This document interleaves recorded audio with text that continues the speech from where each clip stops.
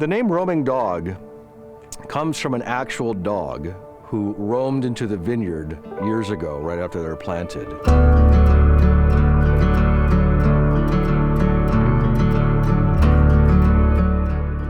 The dog's name is Blue, and the dog was adopted by the vineyard crew and basically accompanies them wherever they go and does all the work that they're doing with them, and has become a permanent fixture for Aquilini Vineyards.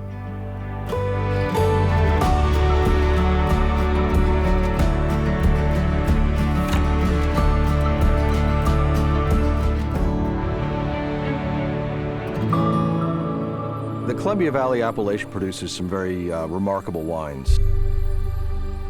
It's a very broad appellation, so it has a lot of different character encompassed in that geographical region. But generally speaking, Columbia Valley is reflected in the wines with having very bright acidity and very generous mid-palate. Specifically for roaming dog, the Columbia Valley portion that we're talking about is mere yards from Red Mountain. These blocks are so close to Red Mountain that they behave effectively the same as Red Mountain. So we're getting a Columbia Valley appellation, a Columbia Valley pricing on the bottle, but we're getting an even richer, denser mid-palate and an even brighter acidity. My winemaking journey started back in college. I was studying chemistry at Cornell. And Cornell offers a wine appreciation class, which is kind of famous because it's the largest introduction to wine class in the US.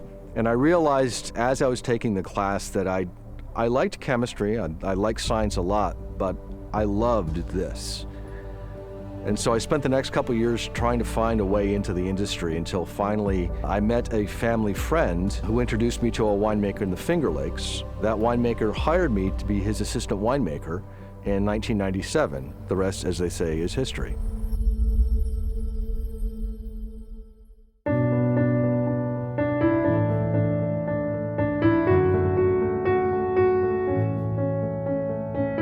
Today we are tasting the 2020 Roaming Dog Rosé. This is a rosé of Cabernet Sauvignon.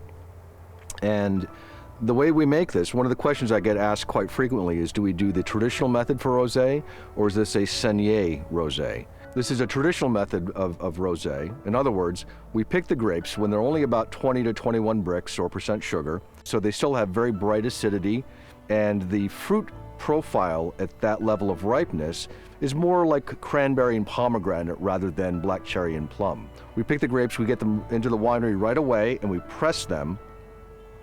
Not a lot of people realize that the color from red wine comes almost entirely from the skins and not from the juice itself.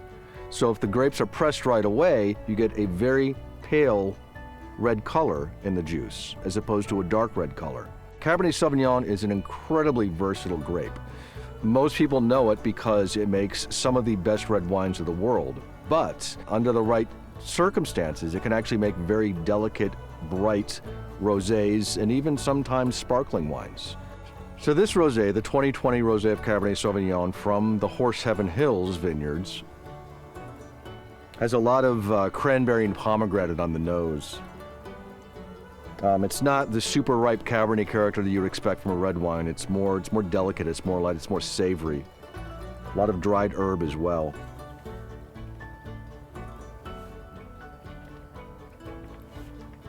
And the palate's got really, really bright acidity. It dances on the mid palate. Has a little bit of even like a green apple character towards the finish. It's very bright, very clean. It's incredibly refreshing. This is a very, very versatile wine. This could actually, it pairs well with a lot of different food, but I'll tell you my absolute favorite thing to do with this wine is just to sit on the back porch and watch the sunset in the summer. It is probably my favorite wine to drink right now this time of year. The 2020 Roaming Dog Riesling. This is the first Riesling that we've made for Roaming Dog, and it comes largely from the Columbia Valley and the Yakima Valley areas of Washington. On the nose, it's a classic old school style Washington Riesling. It's got a lot of apricot, a lot of white peach, a little bit of green apple, hints of honey, and a lot of floral character as well.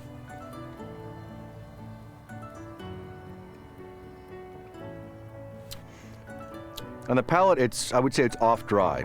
It has residual sugar of about 2.5%, but it's also got very bright, bracing acidity, which really makes the mid-palate pop and has a very clean, fruit-driven finish. It's a lovely summertime Riesling. It's a Riesling for people who definitely don't like super dry Rieslings, but also aren't looking for a very sweet Riesling at the same time. So, enjoy.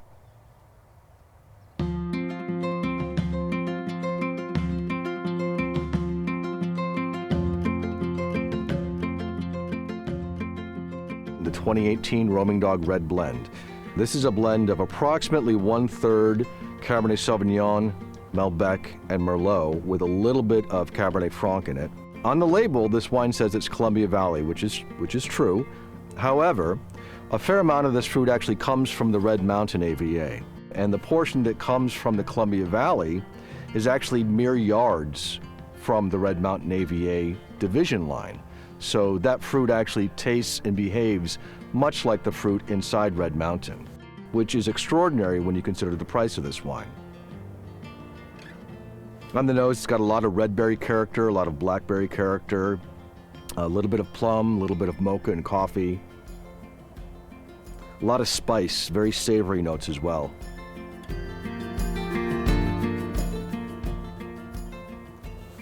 It's got a really, really nice mouthfeel.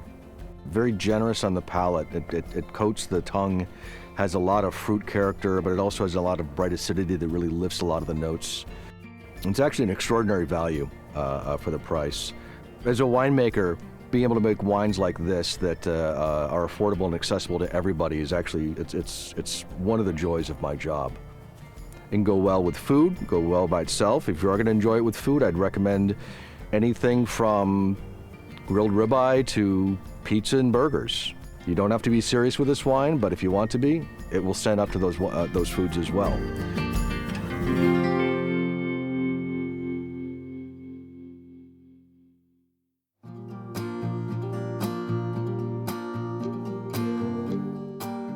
Ho iniziato avendo una passione per l'agricoltura fin da piccolino, quando andavo in cascina nell'azienda della nonna e degli zii, e poi crescendo ho frequentato la scuola di agraria e vivendo in una zona che si chiama Franciacorta ed è una zona adibita a vigneto, lì è nata tutta la mia voglia e esperienza di inoltrarmi in questo mondo fantastico che è il mondo della viticoltura.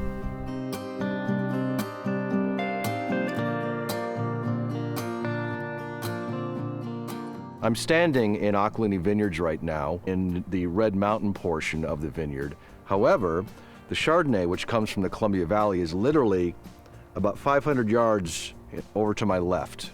So I'm getting to taste the wine in the place where it comes from. The fact that it comes from an area so close to Red Mountain is part of really what makes this wine special. It's very, very ripe on the nose. It's got a lot of sort of poached pear character, a little bit of butterscotch, things like that, which is a character you might not expect for a wine at such a reasonable price point. But again, I'm standing in Red Mountain. I walk 500 yards that way. I'm in Columbia Valley, where this wine comes from, which is why we can make a wine at such a great price with such great character. It's very rich in the palate. It's got a lot of mouth-coating mid-palate sweetness.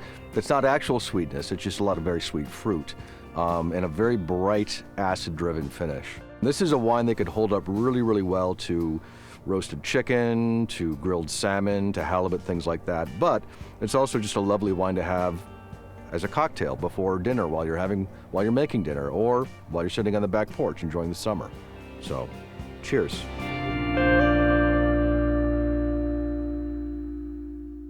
The 2018 Roaming Dog Cabernet Sauvignon from Columbia Valley. We're standing amongst Cabernet Sauvignon vines that actually went in to making this particular wine, which is a really, really cool opportunity for me. I've never done this before. On the nose, this wine has classic Cab Sauv character. It's got blackberry, it's got a little bit of dried tarragon, some savory herb notes. It smells the way Cabernet Sauvignon is supposed to smell.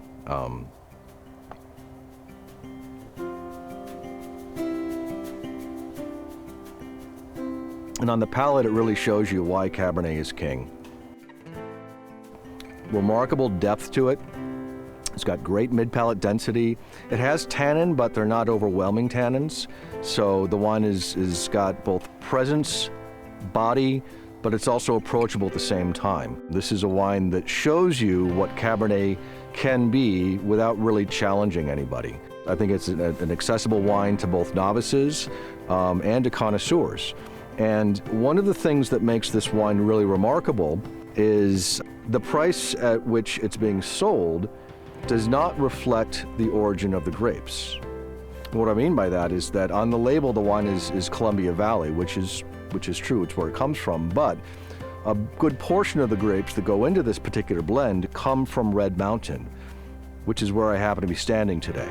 Of all the wines that I'm making right now, this is probably the wine that is the best value, the biggest steal, the most remarkable hidden gem of all of them, and one of my favorites.